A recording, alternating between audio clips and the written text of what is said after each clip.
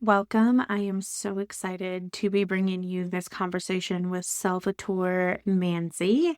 He is a certified coach, facilitator, keynote speaker, and he helps leaders communicate clearly with authenticity and navigate complexity with confidence. And so this conversation is so exciting because we talk all about stepping into your power and being yourself in every conversation and knowing what to bring to the table. So join me as Salvatore and I unpack what it means and also love on his new book. And I just want to mention that he has coached so many leaders that are moving toward powerful things and have worked with an abundance of women to transform what it looks like to be in big CEO energy. So I bring you this conversation and I hope that you will take away all of the wonderful nuggets that Salvatore has brought to us.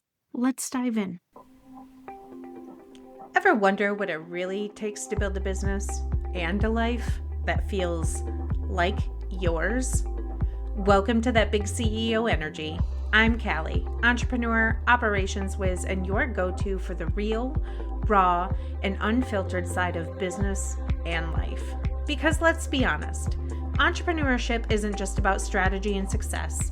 It's about figuring out who you are in the messy middle, trying new things, well, just because you can, and creating a life that actually fits you. From solo deep dives to candid convos with powerhouse business owners, we're talking all about the highs and the lows and the why did no one warn me about this moments that come while chasing big dreams. So let's get uncomfortable, embrace the chaos, and make it happen.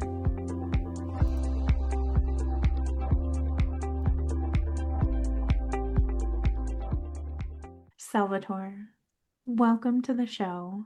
I am so incredibly happy to have you. It's wonderful to be here. Thank you. Well, we were doing lots of chatting before we pressed record about we're going to talk about your new book, which is fantastic, and more so around communication. And I love that you are in this space of talking about communication and have this platform that you share with women and those of underserved communities that can amplify their voice. And so I want you to kind of kick us off and tell us all about you, how you sort of landed in this space that you are in, and share with us a little bit about what you do for the work that you have going on. Yeah. Do something that scares you every day was a motto someone told me. So I leaned into public Ah, speaking because that scared me. My very first time on stage, my voice pitched up so high, I lost it completely. And it drove me into researching neuroscience, psychology, how the brain works, how we understand each other. And I have, since 20 years of doing this and coaching people, come up with strategies, frameworks, techniques to help us communicate with others and overcome that authentic sense of fear that comes up when we face other people and try to share ourselves, our ideas, our messages. And to your point, what you said earlier, I did kind of lean in more to those people who don't necessarily feel they have a seat at the table. How to use your voice from an authentic place in a place of comfort in those moments that don't necessarily feel like I can be my authentic self and I have to show up in a certain way, performative, whatever it is. So, 20 years of communication coaching. I did release my book called Clear and Compelling last month, and it got picked up by Morgan James Publishing, so it's going to come back out and again. And yeah, that's my jam, helping primarily women, introverts, science-minded analytical tech leaders use their voice to impact change in the world. yeah, I'm so thankful that you brought up the introvert portion and the data because I am definitely an introvert, contrary to popular belief. However, the data, right? When you are data minded and you are sometimes nothing but numbers, it is really, really scary to break down your walls and talk about something completely different, even if you're forced to, right? Like, even if you have a job that you have to go and be in communication with other people, that takes a lot of courage. And so, my question for you is when we are so locked into being our true self, how can we, when we are data driven and a high introvert, be confident with our communication to step into sort of those extroverted roles, to be able to be confident, assertive, and get what we need? Tell us how we can do that. Yeah, you just buy a magic wand and it makes it all better, right? Yeah, Done. absolutely. Poof, done. See, show over. There's there's there's a couple things I would say that you're gonna sound cliche, and a couple of things that I would offer that are maybe original to some people around this. The first is fake it till you make it is truth, right? We need to try on leading from a different part of ourselves until that part feels comfortable. Otherwise, we will constantly play in the role or the place that we are. So there is an essence of, you got to just get up and try it. You got to just get up and go. Even though I'm an introvert, I know I am. I don't want to get up and I know that this is my job and I got to do it. I got to do it well. In my book, confidence is when comfort meets authenticity. What Hmm. can I bring that is authentic and still feel comfortable in that moment and not feel performative? So finding the line between those two things. So fake it till you make it, lead with a sense of balance between comfort and authenticity. And I would offer that um, break the seal early is something that helps a lot of introverts in that get your voice in sooner than later. The longer we wait to speak in an engagement, the way the brain works, it increases the importance or the significance of what we have to share next, which creates that anxiety and prevents us from speaking. So those are some quick ones, but I think we can dive even deeper. You spoke yourself of being an introvert. So, what are some of your ways of overcoming that initial and pushing forward? You know, it's interesting. I grew up in theater. I love theater. And so the resounding thing is, right, go out and break a leg. It's what you do. And my fear of being seen and almost like what happens if they don't like me? Mm, Right. Because that is, I'm comfortable by myself. I'm comfortable hanging out by myself. Like, I love me. I'm great. I'm fun. I love the five people that I hang around every week, right? Like, you love your circle, your comfort circle. But for me, stepping out on stage onto strangers, that was like excruciating sometimes. And I think my earliest memory of that is when I was in high school and we were doing a musical. And you know, you're singing and you're dancing and you're doing all the things. And then I moved on with life and I got a sales role. I mean, for an introvert, a sales role? My yes. goodness, like why? Why am I here doing this? You know, Right. but again, it's one of those things that I can now understand that I can be an introvert and I can have extrovert tendencies. And I love that you said being comfortable. And I think it becomes easier the more that you understand that, like, nobody is going home and thinking about you at night. You That's the know, like, thing. nobody's laying in their bed at night and going, man, Gosh, can you believe it? Salvatore really just, you know, like Right? it No. doesn't happen. We're a No blip on one. the radar. There's something called the spotlight effect, which Yes. is that we unconsciously interpret other people's having more attention on us than we actually do. It's a natural human condition. It's one of the ways that society keeps us in order, actually, is that we are aware of the risk. And today everybody has a camera, so it could be recorded and gone viral, that mistake or that trip or whatever. So the spotlight effect is happening. But to your point, and my favorite hack is not about me. Yes. The audience is listening to me. They give me a sour face. I can make up a story of they don't like me, they didn't understand it, this isn't landing, I must have misspoken.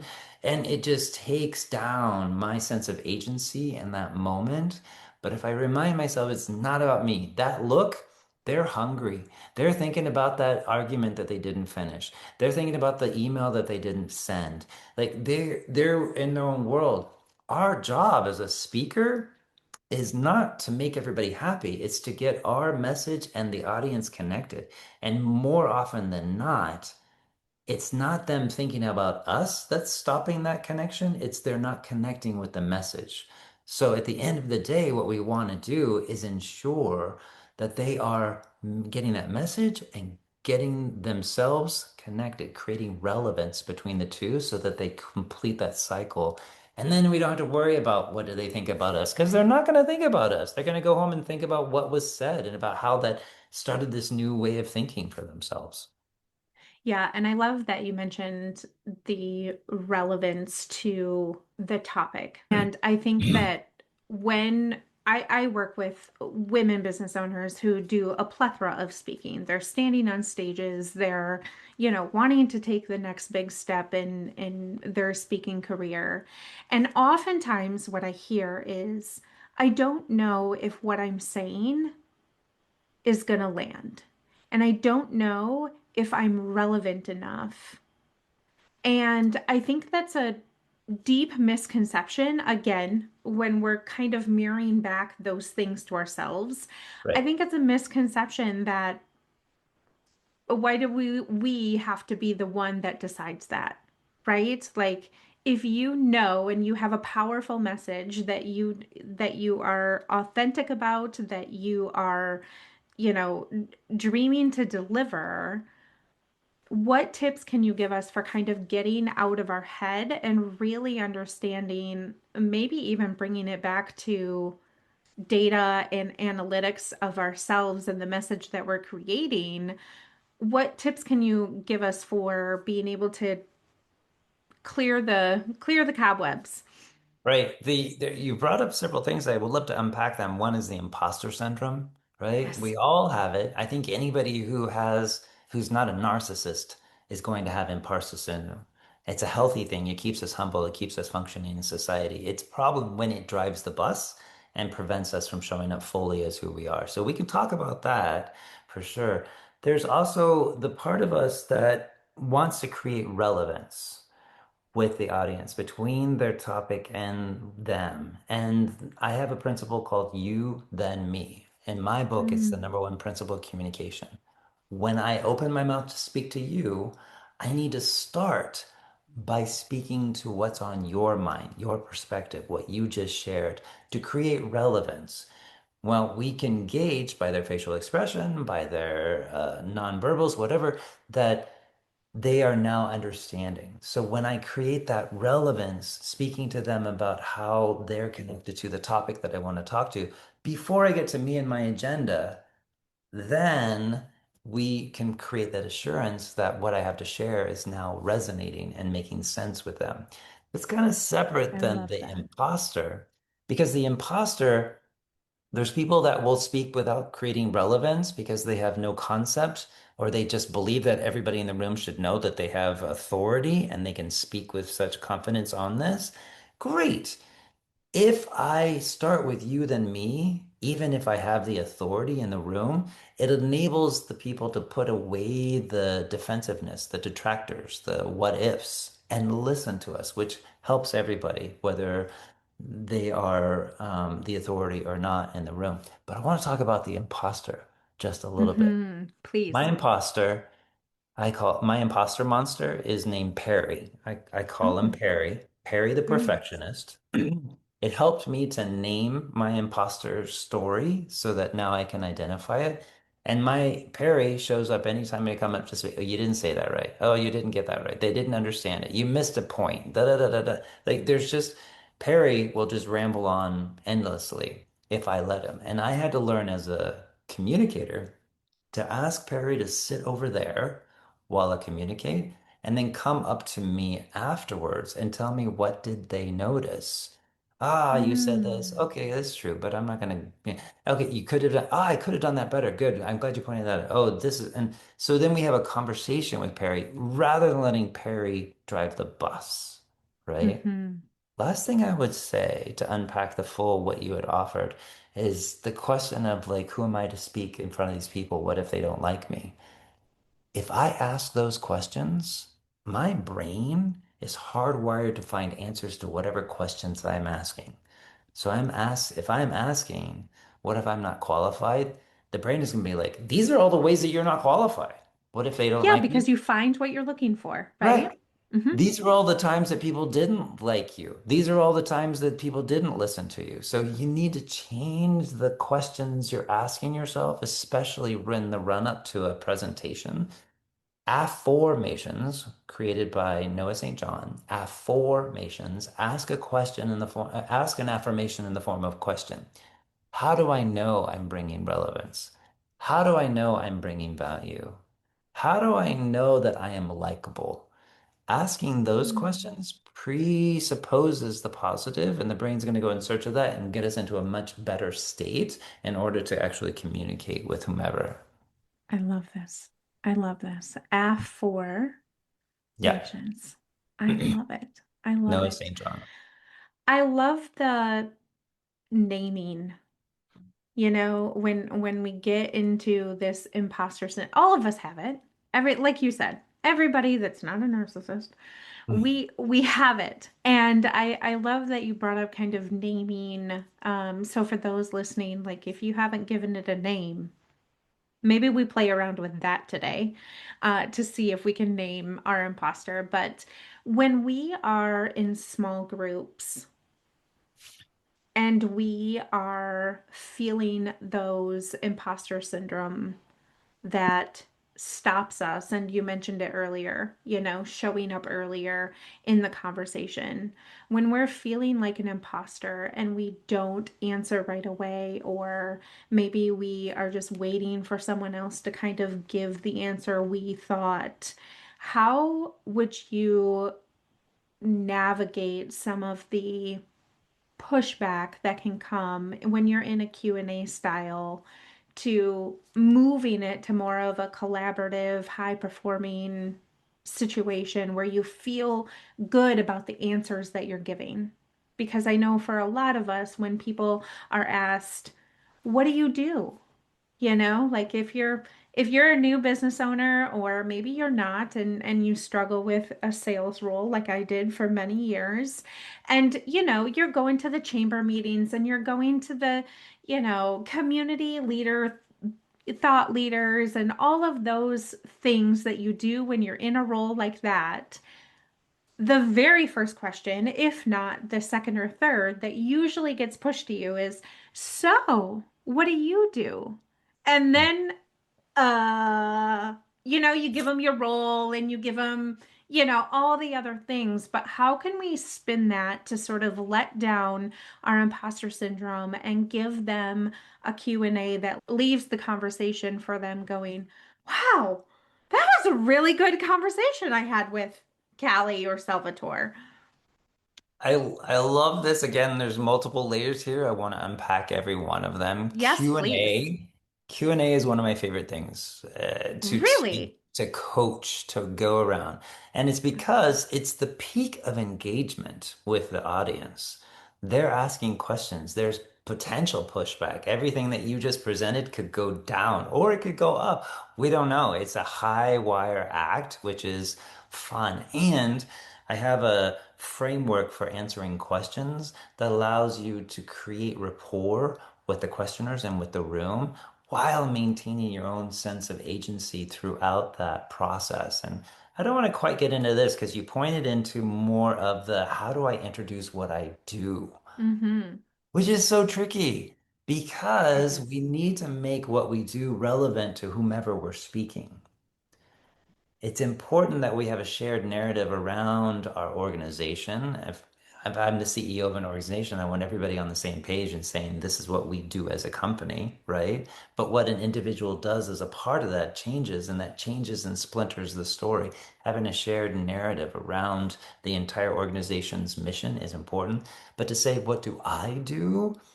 It's fun to come up with what they might call an elevator pitch, right? And there is a framework for that as well. You always want to start by posing a question or posing a statement in a way that would make it relevant to that person. Mine might start with, well, you know how a lot of people get nervous when they get up to speak, right? Hmm.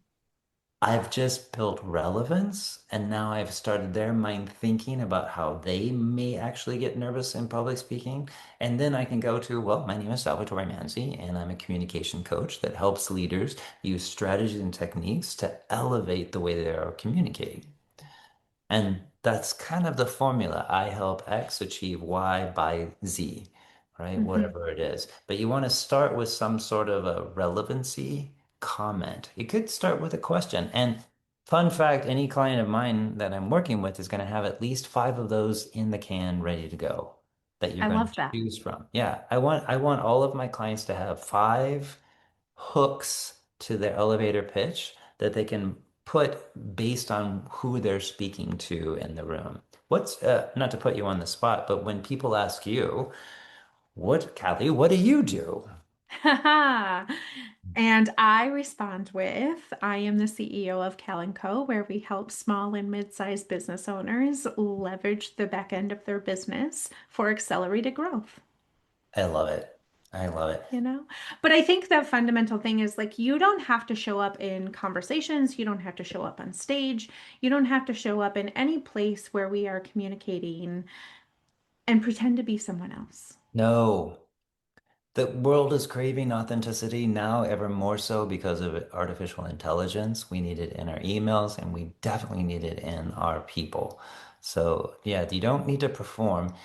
And introverts like myself prefer to have something prepared so those moments don't like completely throw us off and send us into a 10-minute like deer in headlights kind of like cycle. And we can get around that when we have thought of our five ways of opening and what our actual elevator pitch line is. See, you are a communications 20-year veteran and you are an introvert. Oh, That's all I'm yeah. going No, to say. it's like I had to overcome my fear of I've got to figure out how to get over this. I can't go through life being afraid of getting up in front of people. So I What went out was and did your it. aha moment of getting over it? It's the not about me, and I'll tell you, it revolves around ice cream. Didn't see that Hmm. coming, did you? I was in an ice cream parlor with my friend. It was super crowded. There were like five people dishing out ice cream cones. You know, they were very slow going. Line was moving. People were hostile. Kids were screaming. Everything was chaos. And it finally got to my turn. It was my turn. I'm at the happiest place in the world. I'm about to get ice cream. And I looked to the guy, and the guy goes, "What do you want?" And I was just like, Oh. I was devastated. I'm like, what did I do? I've been so nice. I got a smile on my face. I've been patient. What did I do? Hmm. And I heard as if somebody had said it, not about you. It's not about me. It's not about me. That person was having a bad day. They had had it with the crowd, whatever it was. And that was the aha moment where I was like, wow, all this time when I'm engaging with people, I'm taking on their emotions as if it was my responsibility. It's not about me. It's not. They're not going to always like what I have to say either. Oftentimes I'm prepared for that, but sometimes I'm unprepared for the responses I get in the room. And if I just say, not about me, it helps me remember that they're reacting to whatever. Who knows? I love this. Now, you did mention before we hit record that you are a digital nomad. Yeah. How do you feel like your travels throughout the world and sort of who you are as an introvert, but also you have this wonderful coaching career of communication? Do you feel like your travels have helped you? Not saying that people should quit their jobs and become a digital nomad. I mean, that's exactly what I'm saying, but maybe not. Uh, but do you feel like your travels through different communities and groups of people have really helped you elevate, you and your There's coaching a, business and communicating overall? I would say yes, because I've had to experience how communication changes from culture to culture to culture. I've lived in 7 or 8 countries. I've lived in Oh my almost goodness. like 14 different cities in the United States. But I became a digital nomad, and I do. I spend all of my time going from place to place. And it's taught me to, first of all, listen with more intentionality. There's a lot that I think we generally take for granted in conversations. And when we shift to a different culture, whether it's at work or in person or out in the world, we fail to make the connections of what is being communicated non-verbally or what's being communicated from that person's world. And so it's forced me to become more a better listener, ask more questions, become more curious about things. And it's helped me develop a sense of empathy for other people's perspectives, which is where that you than me principle comes from. If I have just a touch of empathy of what that person is thinking or going through before I begin to speak, it's going to create a better connection with them. Now, I would offer that. Oh, I'm at risk of saying something that could get me canceled. But there's a lot of I judge your listeners don't have a problem with empathy. It's being expected to start with empathy or expected to only have empathy. Or when they don't show the right amount of empathy, they've all of a sudden been judged as being cold or given other not so nice words to go with that. So I think there is a balance in how to do the you than me in a way that shows that I'm aware and acknowledging that person without tipping my hat and being a doormat to that person at the same time. I love it. I love it. Let's talk about your book. Because you guys, I have it on order and I can't wait for it to come. It is called Clear and Compelling Communication Strategies for Big Thinkers with Bold Ideas. How did this book come to fruition? What was kind of your light bulb of like, you know what? I'm going to sit down and I'm going to write a book. You don't have to be perfect, you just Mm. have to be present. And this book is a culmination of 20 years of coaching thousands of leaders from all coaching people presenting at the United Nations. I coached one presidential candidate, and but the majority of them are leaders of teams or organizations that are trying to move the needle ahead. And it breaks down communication into 3 parts. First is content. How do you structure information? And this is what neuroscience and psychology teach us, how the brain works, how it processes. So if you use a framework when presenting information, it's more likely to stick with them and create more interaction. Second pillar is delivery. How are you showing up? Using your voice, using your body language, using your eye contact in order to connect your message with your audience. Your delivery is what brings meaning to your message. If it's just a PDF, they're going to read their own story into it. But if you are actually delivering the message, you're delivering meaning. So how do we make sure it's congruent? Those two are the places that we spend the most time practicing. But the third one, the third pillar of communication is presence. What are the set of beliefs, experiences? What is driving the way you show up when you do want to present? And my book has a whole chapter on strategies, a chapter on techniques that you can use to elevate your ability to show up with presence authentically, even when the world is on fire and you're dealing with crises and you're having to lead. I love it. I love it. Where can we find it? Where can we find you? Please find me on LinkedIn. Go to, and to find the book, go to clearandcompellingplaybook.com. You can also get it from any bookseller that you prefer out there. We'll have all the links below. And thank you again so much for all of your wisdom and just pouring into my community. And we'll see you all in the next one. Thank you. And to everybody else listening, you have a voice, use it. Thank you. Hey, friend. Thanks for hanging out with me today. If something in this episode clicked for you, I want you to shoot me a DM over on Instagram. The link is in the show notes. Let's chat about how you're making the messy middle work for you. If you loved what you heard, would you mind sharing this episode with a friend who needs to hear it too? And drop a quick review if you don't mind. It helps get the word out, and I appreciate it more than you know. Catch you in the next one.